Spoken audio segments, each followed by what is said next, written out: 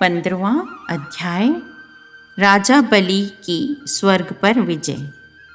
राजा परीक्षित ने पूछा, भगवान श्री हरि स्वयं ही सबके स्वामी हैं, फिर उन्होंने दीनहीन की भांति राजा बलि से 3 पग पृथ्वी क्यों मांगी तथा जो कुछ वे चाहते थे वह मिल जाने पर भी उन्होंने बलि को बांधा क्यों? मेरे हृदय में इस बात का बड़ा संदेह है कि स्वयं परिपूर्ण यज्ञेश्वर भगवान के द्वारा याचना और निरपराध का बंधन ये दोनों ही कैसे संभव हुए, हम जानना चाहते हैं। श्री सुखदेव जी ने कहा, परीक्षित, जब इंद्र ने बलि को पराजित करके उनकी संपत्ति छीन ली, उनके प्राण भी ले लिए, तब भृगुनंदन शुक्राचार्य ने उन्हें अपनी संजीवनी विद्या से जीवित कर दिया। इस पर शुक्राचार्य जी के शिष्य महात्मा बलि ने अपना सर्वस्व उनके चरणों पर चढ़ा दिया और वे तन मन से गुरुजी के साथ ही समस्त भृगुवंशी ब्राह्मणों की सेवा करने लगे। इससे प्रभावशाली भृगुवंशी ब्राह्मण उन पर बहुत प्रसन्न हुए। उन्होंने स्वर्ग पर विजय प्राप्त करने की इच्छा वाले बलि का महाअभिषेक की विधि से अभिषेक करके उनसे विश्वजीत नाम का यज्ञ करवाया। यज्ञ की विधि से हविष्यों के द्वारा जब अग्नि देवता की पूजा की गई, तब यज्ञ कुंड में से सोने की चद्दर से मढ़ा हुआ एक सुंदर रथ निकला। फिर इंद्र के घोड़ों जैसे हरे रंग के घोड़े और सिंह के चिन्ह से युक्त रथ पर लगाने की ध्वजा निकली। साथ ही सोने के पत्र से मढ़ा हुआ दिव्य धनुष, कभी खाली न होने वाले 2 अक्षय तरकस और दिव्य कवच भी प्रकट हुए। दादा प्रहलाद ने उन्हें राजा बलि को एक ऐसी माला दी जिसके फूल कभी कुंभलाते न थे, तथा शुक्राचार्य ने एक शंख दिया। इस प्रकार ब्राह्मणों की कृपा से युद्ध की सामग्री प्राप्त करके उनके द्वारा स्वस्ति वाचन हो जाने पर राजा बलि ने उन ब्राह्मणों की प्रदक्षिणा की और नमस्कार किया। उसके बाद उन्होंने प्रहलाद जी से संभाषण करके उनके चरणों में नमस्कार किया। फिर वे भृगुवंशी ब्राह्मणों के दिए हुए दिव्य रथ पर सवार हुए।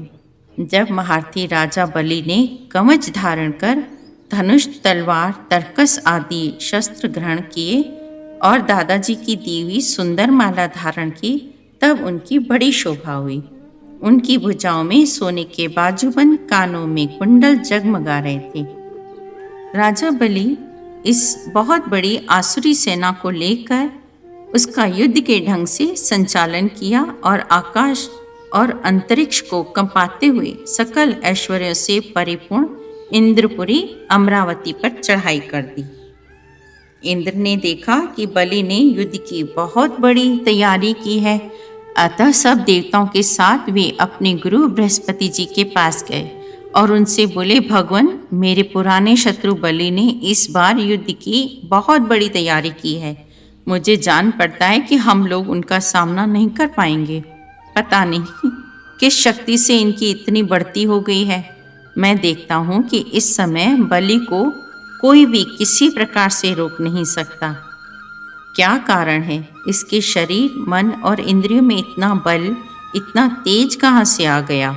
इसने इतनी बड़ी तैयारी कैसे की? देवगुरु बृहस्पति जी ने कहा, इंद्र, मैं तुम्हारे शत्रु बलि की उन्नति का कारण जानता हूँ। ब्रह्मवादी भृगुवंशियों ने अपने शिष्य बलि को महान तेज देकर शक्तियों का खजाना बना दिया है। सर्वशक्तिमान भगवान को छोड़कर तुम या तुम्हारे जैसा कोई भी बलि के सामने किसी प्रकार ठहर नहीं सकता, जैसे काल के सामने प्राणी। इसलिए तुम लोग स्वर्ग को छोड़कर कहीं छिप जाओ और उस समय की प्रतीक्षा करो जब तुम्हारे शत्रु का भाग्य चक्र पलटे। देवताओं के छिप जाने पर विरोचन नंदन बलि ने अमरावतीपुरी पर अपना अधिकार कर लिया और फिर तीनों लोगों को जीत लिया। तब शिष्य प्रेमी भृगुवंशियों ने अपने अनुगत शिष्य से 100 अश्वमेध यज्ञ करवाए। उन यज्ञों के प्रभाव से बलि की कीर्ति कौमुदी तीनों लोकों से बाहर भी 10 दिशाओं में फैल गई। ब्राह्मण देवताओं की कृपा से प्राप्त समृद्ध राज्य लक्ष्मी का वे बड़ी उदारता से उपभोग करने लगे और अपने को कृत्य सा मानने लगे। 16वां अध्याय कश्यप जी के द्वारा अदिति को पयोव्रत का उपदेश। श्री सुखदेव जी कहते हैं, परीक्षित, जब देवता इस प्रकार भागकर छिप गए और दैत्यों ने स्वर्ग पर अधिकार कर लिया, तब देव माता अदिति को बड़ा दुख हुआ। वे अनाथ सी हो गईं। एक बार बहुत दिनों के बाद जब परम प्रभावशाली कश्यप मुनि की समाधि टूटी, तब वे अदिति के आश्रम पर आए।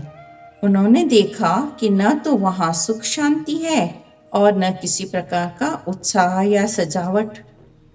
परीक्षित, जब वे वहाँ जाकर आसन पर बैठ गए और अदिति ने विधि पूर्वक उनका सत्कार कर लिया, तब वे अपनी पत्नी अदिति से, जिसके चेहरे पर बड़ी उदासी छाई हुई थी, बोले, कल्याणी, इस समय संसार में ब्राह्मणों पर कोई विपत्ति तो नहीं आई है? लोगों का कुछ अमंगल तो नहीं हो रहा है? अतिथि आए हों और तुमसे बिना सम्मान पाए ही लौट गए हों, तुम खड़ी होकर उनका सत्कार करने में भी असमर्थ रही हो, इसी से तो तुम इतनी उदास नहीं हो रही हो। प्रिय, तुम तो सर्वदा प्रसन्न रहती हो, परंतु तुम्हारे बहुत से लक्षणों से मैं देख रहा हूँ कि इस समय तुम्हारा चित्त अस्वस्थ है। तुम्हारे सब पुत्र तो कुशल मंगल से हैं ना? अदिति ने कहा, भगवान, ब्राह्मण, गौ, धर्म और आपकी यह दासी सब सकुशल हैं। भगवान, जब आप जैसे प्रजापति मुझे इस प्रकार धर्म पालन का उपदेश करते हैं, तब भला मेरे मन की ऐसी कौन सी कामना है जो पूरी न हो जाए? आर्यपुत्र, इसमें संदेह नहीं है कि आप सब संतानों के प्रति, चाहे असुर हो या देवता, एक सा भाव रखते हैं। मेरे स्वामी, मैं आपकी दासी हूँ। आप मेरी भलाई के संबंध में विचार कीजिए। मर्यादा पालक प्रभु, दैत्यों ने मेरे ऐश्वर्य, धन, यश और पद छीन लिए हैं। श्री सुखदेव जी कहते हैं, इस प्रकार अदिति ने जब कश्यप जी से प्रार्थना की, तब वे कुछ विस्मित से होकर बोले, बड़ी आश्चर्य की बात है, भगवान की माया भी कैसी प्रबल है। न किसी का कोई पति है, न पुत्र है और न तो संबंधी ही है। मोह ही मनुष्य को नचा रहा है। प्रिय, तुम संपूर्ण प्राणियों के हृदय में विराजमान अपने भक्तों के दुख मिटाने वाले जगत गुरु भगवान वासुदेव की आराधना करो। मेरा यह दृढ़ निश्चय है कि भगवान की भक्ति कभी व्यर्थ नहीं होती। इसके सिवा कोई दूसरा उपाय नहीं है। अदिति ने पूछा, भगवान, मैं जगदीश्वर भगवान की आराधना किस प्रकार करूं, जिससे वे सत्य संकल्प प्रभु मेरा मनोरथ पूर्ण करें? कश्यप जी ने कहा, देवी, जब मुझे संतान की कामना हुई थी, तब मैंने भगवान ब्रह्मा जी से यही बात पूछी थी। उन्होंने मुझे भगवान को प्रसन्न करने वाले जिस व्रत का उपदेश किया था, वही मैं तुम्हें बतलाता हूँ। फागुन के शुक्ल पक्ष में 12 दिन तक केवल दूध पीकर रहें और परम भक्ति से भगवान कमल नयन की पूजा करें। फागुन शुक्ल प्रतिपदा से लेकर त्रयोदशी पर्यंत ब्रह्मचर्य से रहें। पृथ्वी पर शयन करें और तीनों समय स्नान करें। झूठ न बोलें, पापियों से बात न करें, पाप की बात न करें। छोटे बड़े सब प्रकार के भोगों का त्याग कर दें। किसी भी प्राणी को किसी भी प्रकार से कष्ट न पहुंचाए। त्रयोदशी के दिन विधि जानने वाले ब्राह्मणों के द्वारा शास्त्रोक्त विधि से भगवान विष्णु को पंचामृत स्नान कराएं। दूध में चरु यानी खीर पकाकर विष्णु भगवान को अर्पित करना चाहिए। स्वादिष्ट नैवेद्य अर्पण करना चाहिए। इसके बाद ज्ञान संपन्न आचार्य और ऋत्विजों को वस्त्र, आभूषण और गौ आदि देकर संतुष्ट करना चाहिए। दूसरे ब्राह्मण और आए हुए अतिथियों को भी अपनी शक्ति के अनुसार भोजन कराना चाहिए। इस प्रकार जब तक व्रत समाप्त न हो, तब तक दूध से स्नान कराकर प्रतिदिन भगवान की पूजा करें। भगवान की पूजा में आदर बुद्धि रखते हुए केवल पयोव्रती रहकर यह व्रत करना चाहिए। पयो माना दूध। पूर्ववत प्रतिदिन हवन और ब्राह्मण भोजन भी कराना चाहिए। प्रतिपदा से लेकर त्रयोदशी तक प्रतिदिन स्तुति, कीर्तन, स्वस्ति वाचन और भगवत कथाओं से भगवान की पूजा करें और कराएं। प्रिय, यह भगवान की श्रेष्ठ आराधना है जिसका नाम है पयोव्रत। ब्रह्मा जी ने मुझे जैसा बताया था वैसे ही मैंने तुम्हें बता दिया है। देवी, तुम भाग्यवती हो। अपनी इंद्रियों को वश में करके शुद्ध भाव एवं श्रद्धापूर्ण चित्त से इस व्रत का भली भांति अनुष्ठान करो। कल्याणी, यह व्रत भगवान को संतुष्ट करने वाला है। भगवान शीघ्र ही तुम पर प्रसन्न होंगे और तुम्हारी अभिलाषा पूर्ण करेंगे। 17वां अध्याय, भगवान का प्रकट होकर अदिति को वर देना। श्री सुखदेव जी कहते हैं, परीक्षित, अपने पतिदेव महर्षि कश्यप जी का उपदेश प्राप्त करके अदिति ने बड़ी सावधानी से 12 दिन तक इस व्रत का अनुष्ठान किया। बुद्धि को सारथी बनाकर मन की लगाम से उसने इंद्रिय रूपी दुष्ट घोड़ों को अपने वश में कर लिया। उसने एकाग्र बुद्धि से अपने मन को सर्वथा भगवान वासुदेव में पूर्ण रूप से लगाकर पयोव्रत का अनुष्ठान किया। तब पुरुषोत्तम भगवान उसके सामने प्रकट हुए।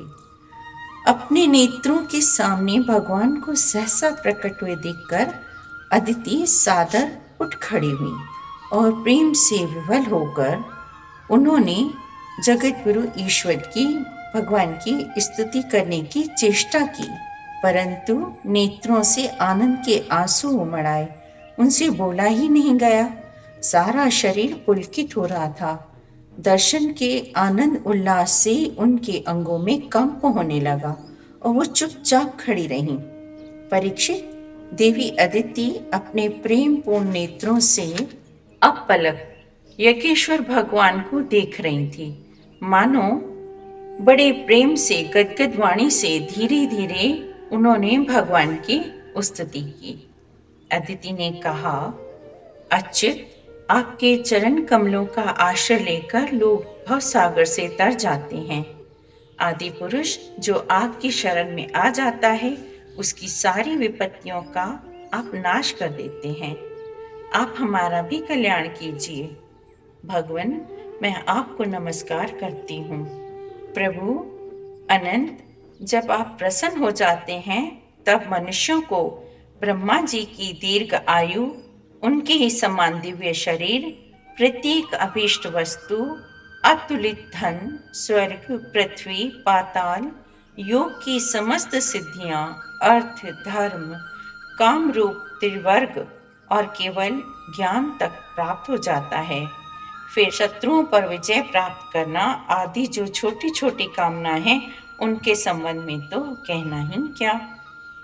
श्री भगवान ने कहा, देवताओं की जननी अदिति, तुम्हारी चिरकालीन अभिलाषा को मैं जानता हूँ। शत्रुओं ने तुम्हारे पुत्रों की संपत्ति छीन ली है, उन्हें उनके लोक स्वर्ग से खदेड़ दिया है। तुम चाहती हो कि युद्ध में तुम्हारे पुत्र उन मतवाले और बलि असुरों को जीतकर विजय लक्ष्मी प्राप्त करें। अदिति, तुम चाहती हो कि तुम्हारे पुत्र धन और शक्ति से समृद्ध हो जाएं, उनकी कीर्ति और ऐश्वर्य उन्हें फिर से प्राप्त हो जाए। परंतु देवी, वे असुर सेनापति इस समय जीते नहीं जा सकते, ऐसा मेरा निश्चय है, क्योंकि काल और ब्राह्मण इस समय उनके अनुकूल हैं। फिर भी देवी, तुम्हारे इस व्रत के अनुष्ठान से मैं बहुत प्रसन्न हूँ। मेरी आराधना व्यर्थ नहीं होनी चाहिए, अतः मैं अंश रूप से तुम्हारा पुत्र बनकर तुम्हारी संतान की रक्षा करूँगा। देवी, देखो, किसी के पूछने पर भी यह बात दूसरे को मत बतलाना। देवताओं का रहस्य जितना गुप्त रहता है उतना ही सफल होता है। श्री सुखदेव जी कहते हैं कि इतना कहकर भगवान वहीं अंतर्ध्यान हो गए। जब ब्रह्मा जी को यह बात मालूम हुई कि अदिति के गर्भ में तो स्वयं अविनाशी भगवान आए हैं, तब वे भगवान के रहस्यमय नामों से उनकी स्तुति करने लगे। 18वां अध्याय। वामन भगवान का प्रकट होकर राजा बलि की यज्ञशाला में पधारना। श्री सुखदेव जी कहते हैं, परीक्षित, इस प्रकार जब ब्रह्मा जी ने भगवान की शक्ति और लीला की स्तुति की, तब जन्म मृत्यु रहित भगवान अदिति के सामने प्रकट हुए। परीक्षित, जिस समय भगवान ने जन्म ग्रहण किया उस समय चंद्रमा श्रवण नक्षत्र पे थे। भाद्रपद मास के शुक्ल पक्ष की श्रवण नक्षत्र वाली द्वादशी थी। उसे विजयादशमी भी कहते हैं।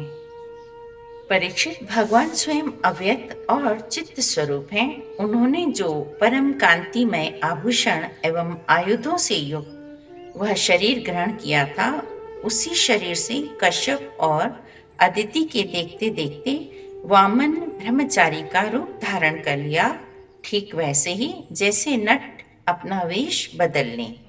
भगवान को वामन ब्रह्मचारी के रूप में देखकर महर्षियों को बड़ा आनंद हुआ। वामन अर्थात बौना, लगभग 4 फीट का बच्चा। उन लोगों ने कश्यप प्रजापति को आगे करके उनके जात कर्म आदि संस्कार करवाए। जब उनका उपनयन संस्कार होने लगा, तब देवगुरु बृहस्पति जी ने यज्ञोपवीत और कश्यप ने मेखला दी। पृथ्वी ने कृष्ण मृग का चर्म, चंद्रमा ने दंड, माता अदिति ने कौपी, ब्रह्मा जी ने कमंडल, सप्तऋषियों ने कुश और सरस्वती ने रुद्राक्ष की माला। इस रीति से जब वामन भगवान का उपनयन संस्कार हुआ, तब यक्षराज कुबेर ने उनको भिक्षा का पात्र और स्वयं भगवती उमा ने भिक्षा दी। इस प्रकार जब सब लोगों ने वटु वेशधारी भगवान का सम्मान किया, तब वे ब्रह्म ऋषियों से भरी हुई सभा में अपने ब्रह्म तेज के कारण अत्यंत शोभायमान हुए। परीक्षित, उसी समय भगवान ने सुना कि सब प्रकार की सामग्रियों से संपन्न यशस्वी बलि भृगुवंशी ब्राह्मणों के आदेशानुसार बहुत से अश्वमेध यज्ञ कर रहे हैं। तब उन्होंने वहां के लिए यात्रा की। नर्मदा नदी के उत्तर तट पर भृगकच्छ नाम का एक बड़ा सुंदर स्थान है। वहीं बलि के भृगुवंशी श्रेष्ठ यज्ञ का अनुष्ठान करा रहे थे।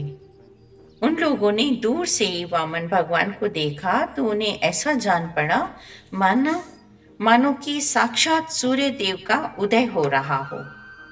वे लोग सोचने लगे कि कहीं यज्ञ देखने के लिए सूर्य, अग्नि अथवा सनंद कुमार तो नहीं आ रहे हैं। उसी समय हाथ में छत्र, दंड और जल से भरा हुआ कमंडल लिए हुए वामन भगवान ने अश्वमेध यज्ञ के मंडप में प्रवेश किया। भृगुवंशी ब्राह्मण उन्हें देखकर सब के सब अग्नियों के साथ उठ खड़े हुए और उन्होंने वामन भगवान का स्वागत सत्कार किया। भगवान के लघु रूप के अनुरूप सारे अंग छोटे छोटे, बड़े ही मनोरम और दर्शनीय थे। उन्हें देखकर बलि को बड़ा आनंद हुआ। उन्होंने वामन भगवान को एक उत्तम आसन दिया। फिर स्वागत वाणी से उनका अभिनंदन करके पांव पखारे और महापुरुषों को भी अत्यंत मनोहर लगने वाले वामन भगवान की पूजा की। बलि ने कहा, ब्राह्मण कुमार, मैं आपको नमस्कार करता हूँ। आज्ञा कीजिए, मैं आपकी क्या सेवा करूं? आर्य, ऐसा जान पड़ता है कि बड़े बड़े ब्रह्म ऋषियों की तपस्या ही स्वयं मूर्तिमान होकर मेरे सामने आई है। आज मेरा वंश पवित्र हो गया। आज मेरा यह यज्ञ सफल हो गया। ब्राह्मण कुमार, ऐसा जान पड़ता है कि आप कुछ चाहते हैं।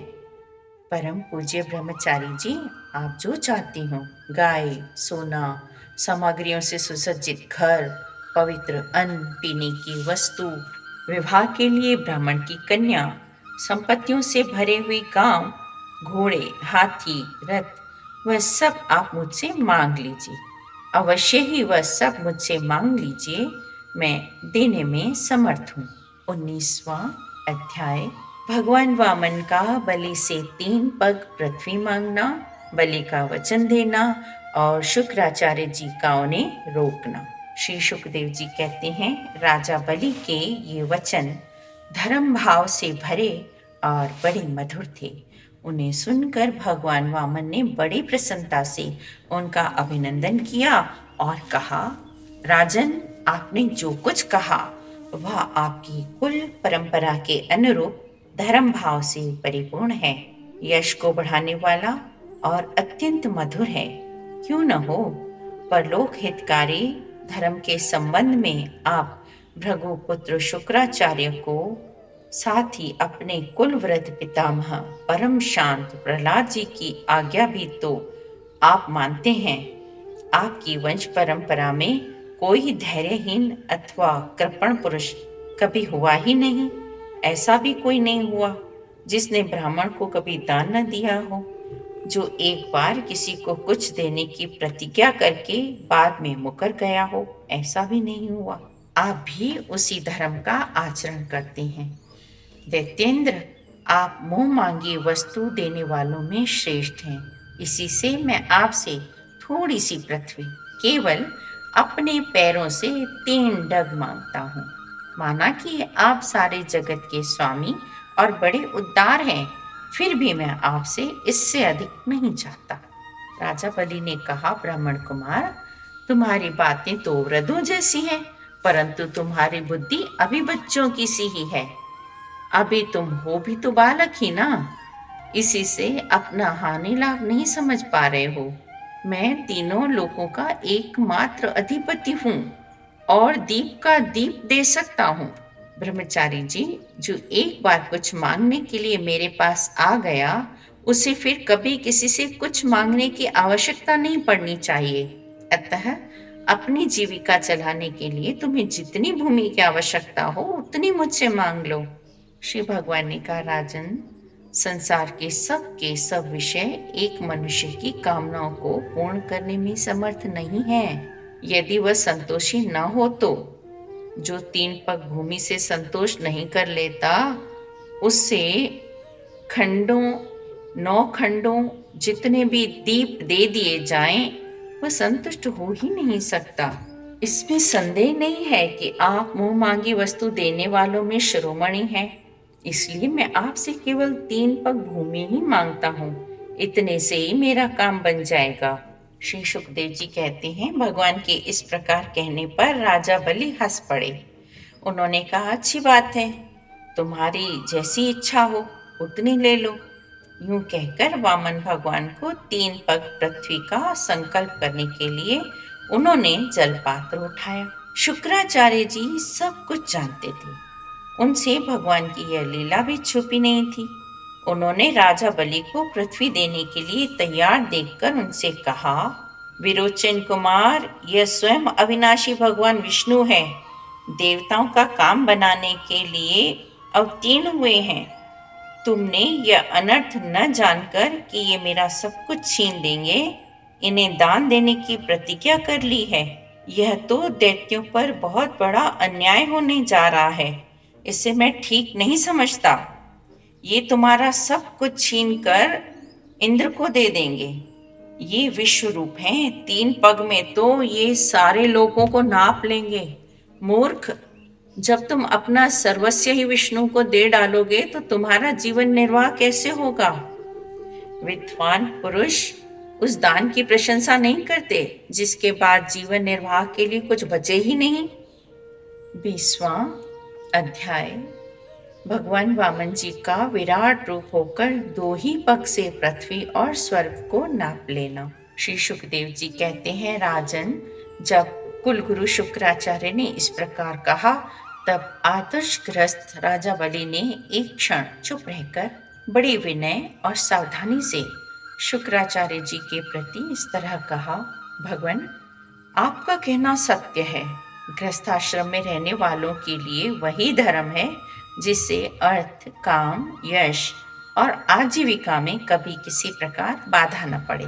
परंतु गुरुदेव, मैं प्रहलाद जी का पौत्र हूँ और एक बार देने की प्रतिज्ञा कर चुका हूँ। अतः अब मैं धन के लोभ से ठग की भांति इस ब्राह्मण से कैसे कहूँ कि मैं तुम्हें नहीं दूंगा। इस पृथ्वी ने कहा है कि असत्य से बढ़कर कोई अधर्म नहीं है। मैं सब कुछ सहने में समर्थ हूँ, परंतु झूठे मनुष्य का भार मुझसे नहीं सहा जाता। मैं नरक से, दरिद्रता से, दुख के समुद्र से, अपने राज्य के नाश से और मृत्यु से भी उतना नहीं डरता जितना ब्राह्मण से प्रतिज्ञा करके उसे धोखा देने से डरता हूँ। इस संसार में मर जाने के बाद धन आदि वैसे भी सारी वस्तुएं छोड़ देनी पड़ती हैं। फिर पृथ्वी आदि वस्तुओं को देने में सोच विचार करने की क्या आवश्यकता है। जब शुक्राचार्य जी ने देखा कि मेरा यह शिष्य गुरु के प्रति अश्रद्धालु है तथा मेरी आज्ञा का उल्लंघन कर रहा है, तब देव की प्रेरणा से उन्होंने राजा बलि को शाप दे दिया। यद्यपि वे सत्य प्रतिज्ञ और उदार होने के कारण शाप के पात्र नहीं थे। शुक्राचार्य जी ने कहा, मूर्ख, तू है तो अज्ञानी, परंतु अपने को बहुत बड़ा पंडित मानता है। तू मेरी उपेक्षा करके गर्व कर रहा है। तूने मेरी आज्ञा का उल्लंघन किया है, इसलिए शीघ्र ही तू अपनी लक्ष्मी खो बैठेगा। राजा बलि बड़े महात्मा थे। अपने गुरुदेव के शाप देने पर भी वे सत्य से नहीं डिगे। उन्होंने वामन भगवान की विधि पूर्वक पूजा की और हाथ में जल लेकर 3 पग भूमि का संकल्प कर दिया। उस समय राजा बलि की पत्नी विंध्यावली, जो मोतियों के गहनों से सुसज्जित थी, वहां आई। उसने अपने हाथों वामन भगवान के चरण पखारने के लिए जल से भरा सोने का कलश लाकर दिया। बलि ने स्वयं बड़े आनंद से उनके सुंदर सुंदर युगल चरणों को धोया और उनके चरणों का वह विश्व पावन जल अपने सिर पर चढ़ाया।